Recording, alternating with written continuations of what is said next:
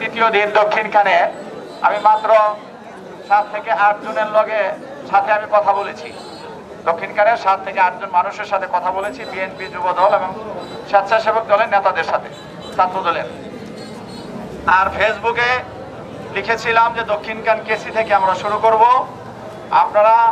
আমি অত্যন্ত সৌভাগ্যবান, একজন বিএনপির একনিষ্ঠ কর্মী আমি মনে করি। আমি এখনো নেতা হই নাই, আমি আপনাদের ভাই।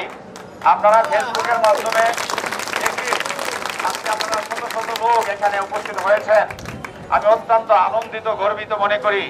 আমি জিয়াউর রহমানের আদর্শের একজন সৈনিক, তারেক রহমানের একজনের সৈনিক, আমি খালেদা জিয়ার একজন সৈনিক, আমি আমিনুল হক সাহেব এবং মুস্তফা সাহেবের একজন কর্মী হিসাবে আপনাদের সাথে নিয়ে আগামী দিনে ইনশাআল্লাহ আমরা কাজ করব।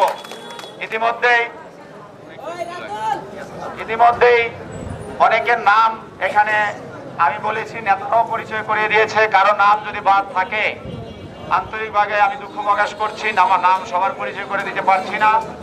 আমরা অত্যন্ত সুশৃঙ্খল ভাবে কথা বলেন না প্লিজ। আমি 5 থেকে 7 মিনিটের মধ্যে শেষ করব।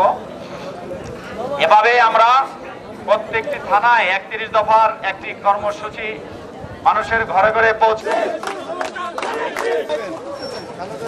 সালাম